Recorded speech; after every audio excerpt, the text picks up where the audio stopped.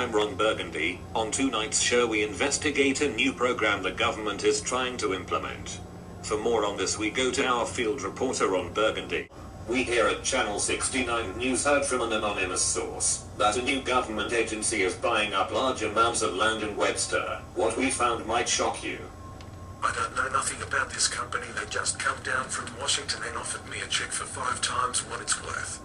You would be stupid not to take it. This source chose not to be identified. They just showed up one day in a black sedan with a briefcase of money, like something right at the movies. I talked it over with the family and this could really change our lives. A Cinderella story come true, but the source of this real-life magic is not from your average fairy tale. The only thing that I know about them is the papers we're all titled the Department of Domestic Improvement. Who is this government organization?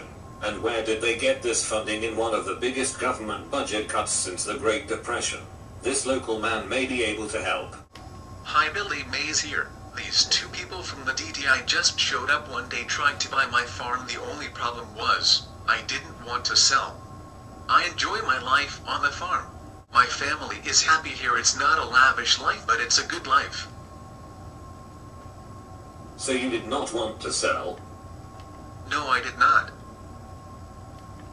Why not, if you don't mind me asking? I already told you I enjoy the farm. Oh yeah, sorry. Did these men come back to try again? It was 1 man and 1 woman, and they did come back again, this time with more money. I still would not sell. Then the 3rd time they called in a statute by rerouting a highway through my land. I don't know why they wanted this land, but they really wanted it. Interesting. What do you do now, since your job and lifestyle have been changed? Oh, I'm a librarian now, and it is just not the same. People struggling with the changes being forced upon them from the field. Back to you, Ron. Thank you, Ron. Now in the studio with us is the official spokesperson of the Department of Domestic Improvement, Betty White, to defend these actions. Also with us is a member of the Coalition for Human Rights, Melissa Ross, to refute them. Thank you, Ron. Always a pleasure to be here, Ron. Welcome, ladies.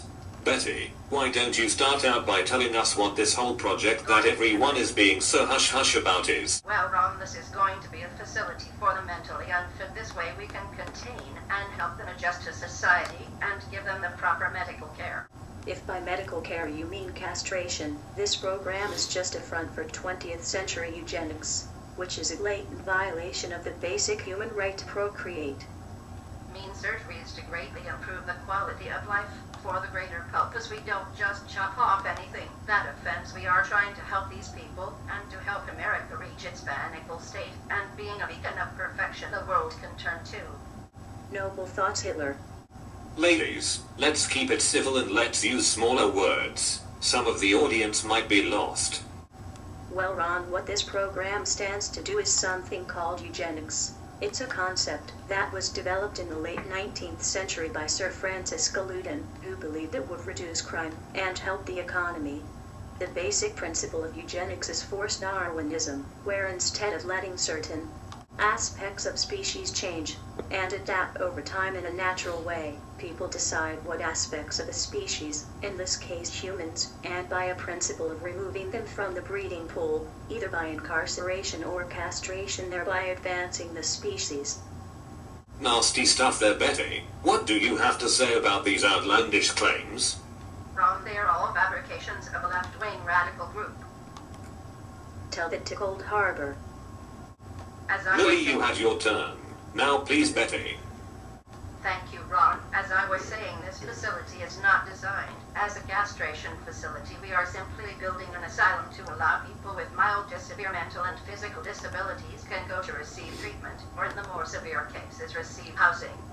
Now, I for one am a believer in feeding. These people would square meals a day, a roof over their head, government medical care and education. It is not like we are locking these people up and throwing away the key, but it is in both the interest of the individual and the state that they be there. Cases where some of the more violently mental ill individuals, specifically male individuals, who would attack female inmates and staff, It would make sense to control these individuals, and in certain circumstances the hormones in female bodies cause female inmates to be uncontrollable. So need to be controlled. It's not like we are running through the halls with scissors and clamps, clipping and stapling everything. Interesting. Millie, do you have a response? Yes, Ron, I have one name, to give Yasmin Johnson, who after being admitted for being feeble-minded at 17, even though this exact definition varies from institution to institution and doctor to doctor, went on to attend college, and is a practicing taxidermist only to find that at the age of 24 she was infertile. Her medical records and family medical history don't show any disease, just a history of poverty and undereducation, and when she broke from this cycle she found that she had been robbed of a basic human right. And Betty, how can you explain how over 70% of your patients come from lower income bracket, and how 62% of the overall population of your institutes are minorities? If you are insinuating that the intake process is racially or economically biased, then I assure you, ma'am, that we give the same test in every region of every state that has agreed to participate in this program. I am sorry for Yasmin and Danny and all others that might have been the victim of the system. Every time there is a mistake, it's a tragedy. But in a program with this scale, and the fact that it hasn't been around for more than a decade doesn't help. But these mistakes are statistically bound to happen, and the families of the affected have been compensated. How can you compensate someone for a human right? I'm sorry, you can't have children. Here is $10,000. Look, it's not like She does have a point there, Betty. She just fell through the cracks. Look, it's not like we chose this girl. She just fell through the cracks. Cracks that are designed to catch poor uneducated minorities and poor whites. Those allegations are slanderous and malicious. The DDI has never, nor will ever advocate the incarceration of individuals based on economic class or race.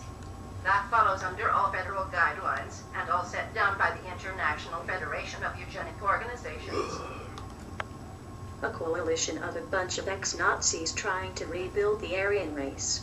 The official view of the IFVO is not the place of the DDI. The nicer little brother. Well, ladies, thank you. Now in an exclusive interview with the President and America's district head of the IFEA, once again our field reporter, Ron Burgundy. Target poor black, poor white or anyone, if tests show that these people are lesser than what we are doing, is the right thing. We are helping societies and people. And what about these people? Don't you feel that this is evil? Lesser of two evils, we could have this evil of eugenics, which I guess could be seen as an attack on personal freedom. Then we have the evil that is unemployment, crime, poverty, given the option of containing part of a country's populace and placing a burden on the entire country. A sane leader would recognize that while this is not a popular choice, it is the better one. And how cooperative has the government been to the programs you are recommending?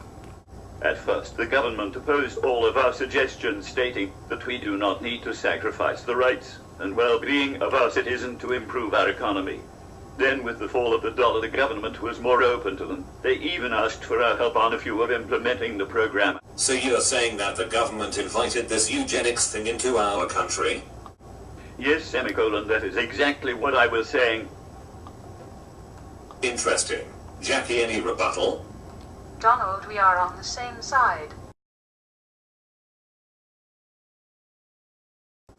Ah, sorry I got confused there. Well, that's it from Field. Back to you, Ron.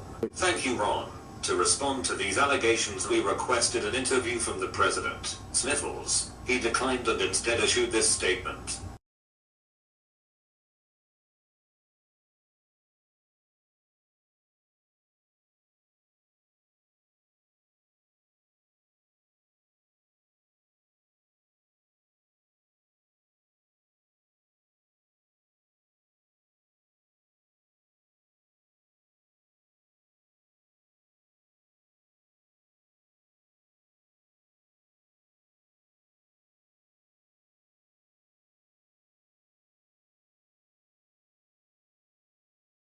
Words from a great man. From everyone here at Channel 69 News. I'm Ron Burgundy. Good night.